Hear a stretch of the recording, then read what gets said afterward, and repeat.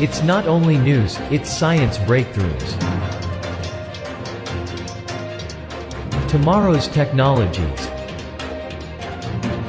Advanced medical techniques. It's a glimpse into the future where we discuss artificial intelligence, earth and energy, enhanced humans, future society, health and medicine, space, robots and machines. Welcome to Science Bytes with Joe and Craig. Today is Thursday, May 14, 2020. The bond between dogs and humans can be traced back to about 15,000 years ago. They're lovable, they're loyal animals, and have found their way into 48% of American households. For centuries, canines have been listed as man's best friend. Many dogs throughout history have inherited massive sums of money. Take billionaire Leona Helmsley, for example. When she passed away in 2007, she left her Maltese named Trouble a whopping $12 million. Then we have those amazing dogs that could easily be labeled heroes. Today, we are discussing the abilities of search and rescue dogs. Boy, I can bark for $12 million. I can do a lot of barking for $12 million. I'll even roll over and let you pet my belly. Oh, man. I'm not touching that one. These fantastic dogs do not all perform the same types of searches. Some dogs are tracking dogs, other dogs are air scent or area search dogs. Tracking dogs work with their nose to the ground to follow a trail of a human scent. The question here is exactly how do dogs track humans when they pass through a location hours or days before? Yes, smell. But what smell? Why doesn't human odor drift harmlessly away on the air currents and leave the dog following the wrong trail? The answer? Humans shed around 30,000 skin cells every minute, which results in a loss roughly 43,200,000 cells each day. While this number may seem high, the epidermis is continuously reproducing cells to replace those that are lost. It is these heavy cells called skin rafts that fall quickly to the ground or onto bushes that the dog's nose picks up. So technically these dogs aren't searching, they're following. Tracking dogs need last seen starting point, an article with a person's scent on it to work from, and an uncontaminated trail. For tracking, time is an issue. If a child disappears from a school playground or an inmate escapes from a prison, a tracking dog might be called in to follow the person's scent immediately after the disappearance, before other search groups and law enforcement personnel contaminates the scent trail. Although a dog's sense of time is not quite like a human's sense of time, a dog can roughly tell how long the person's being tracked was based on the concentration of the skin cells. The more cells, the closer the person of interest is, and the faster the dog pulls the handle. Air scent dogs, on the other hand, work with their nose in the air. They pick up human scent anywhere in the vicinity. They don't need a last seen starting point, an article to work from, or a scent trail. And time is not an issue. Whereas tracking dogs follow a particular scent trail, air scent dogs pick up a scent carried in air currents and seek out its origin, the point of greatest concentration of skin rafts. Air scent dogs might be used to find a missing hiker located somewhere in the national park, an avalanche, a victim beneath snow, or a person buried under a collapsed building. Air scenters might specialize in a particular type of search. Cadaver dogs specifically search for the scent of human remains, detecting the smell of human decomposition gases in addition to skin rafts. Cadaver dogs can find something as small as a human tooth or a single drop of blood. Depending on the type of soil, its aeration, and the presence of tree roots in the ground, a cadaver dog can pick up the scent of remains deep underground. The dogs have a 95% accuracy rate up to 15 feet deep, but there is a case where 3 cadaver dogs picked up the scent of remains 30 feet deep. What happens when a body is underwater? It seems nothing can shield the smell of a human's to the power of our furry friend's nose. Water dogs search for the victims by boat. That seems so crazy. How can a dog possibly smell a body underwater while the dog is safely above the water on a boat? Well, our skin rafts give us away no matter where our bodies are. When a body is underwater, skin particles and gases rise to the surface, so dogs can smell a body even when it's completely immersed. Due to the movement of water currents, dogs can seldom pinpoint the exact location of the body. Because the accuracy isn't great, typically more than one search and rescue team searches the area of interest, and divers use each dog's alert point along with water current analysis to estimate the most likely location of the body. From mainland to water and into snow, search and rescue dogs never quit and never cease to amaze us. The power of dogs' nose has not yet been determined to the exact number. During our research, we found figures from researchers that went from 10 to 100 to 1,000 to 1 million times better than humans. It is this power that makes it possible for search and rescue avalanche dogs to search for a scent of a human being buried beneath up to 15 feet of snow. The most dangerous situations need search and rescue dogs that go through extensive training. Urban disaster dogs are remarkable canines that search for human survivors in collapsed buildings. They are used after earthquakes, tornadoes, hurricanes, and bombings. In any urban disaster, time is of the essence, and in many situations the dogs must be intelligent enough to work without a handler. They navigate precautious situations, crawl in tight spaces, find secure footing, evade sharp objects, gas leaks, and fires, all to find and save those human lives beneath tons of rubble. In major disasters like the Oklahoma City bombing in 1995, the collapse of the World Trade Center in 2001, and the 2005 earthquake in Pakistan, air-sent dogs in all specialty areas assisted in the search for the survivors. This led to problems for some of the dogs. Because search and rescue dogs are trained to find living people, they can become discouraged when they find only dead bodies. The dogs understand that live finds are preferable, partly due to their training, partly due to the reactions of their handler, and partly because live people can usually give some form of feedback, and the dogs crave feedback.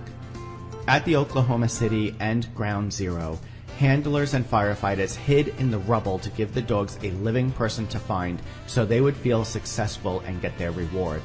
During the attacks on 9/11, the urban disaster dogs played an important role during their breaks. They unintentionally became comfort dogs for first responders.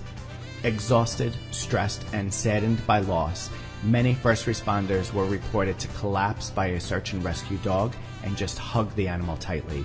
Many cried into their fur, talked to them about their loss of friends and colleagues. The dogs responded as dogs do. They gave comfort and support, friendly licks and wags of their tails. The dogs worked 16 hours a day and usually stayed on site for 7 to 14 days. Regardless of the hours these dogs worked, they were still able to give comfort, support, and hope. It makes you wonder what humans did to deserve the companionship of such wonderful creatures. In the wake of 9/11 terrorist attacks, over 350 trained search and rescue dogs responded to Ground Zero and the Pentagon. The dogs were extremely important in locating human victims by using their sense of smell and agility to direct workers to the location of those injured and deceased. The aftermath of 9/11 saw the largest deployment of search and rescue dogs in U.S. history. In addition, 300 therapeutic dogs were deployed to help and comfort people. We're going to take our short break. When we return, we will be discussing Neuralink.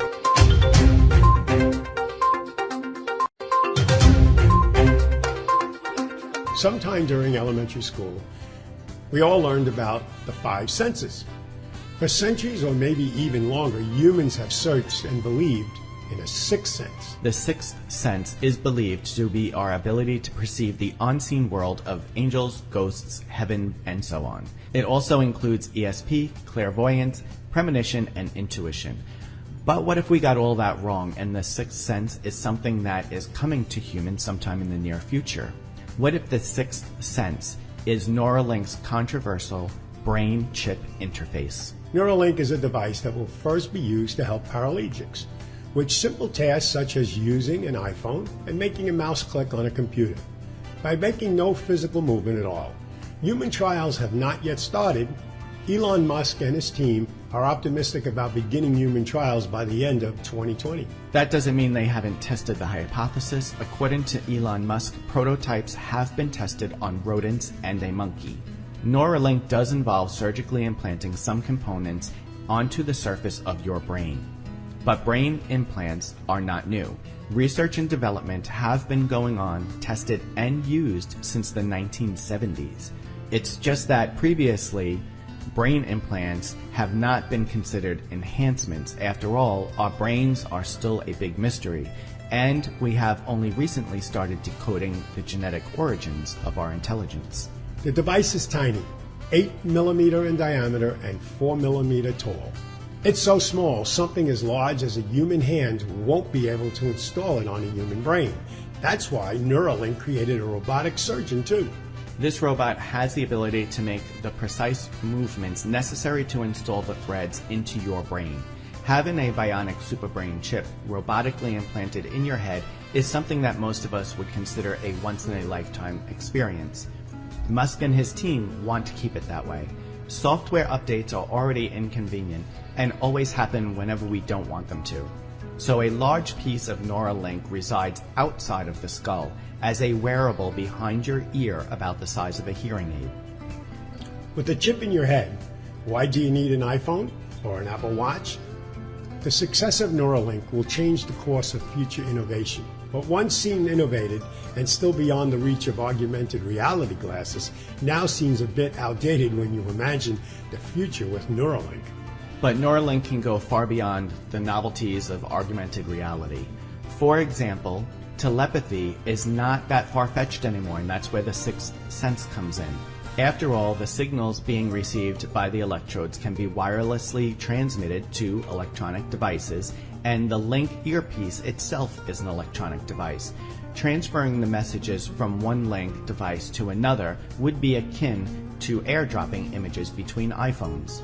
At this point in time, Neuralink's technology probably won't be able to create full sentences from the little fingers in your neurons, but it can be trained to translate certain firing patterns into maybe images or single words, and this type of feature can be improved over time.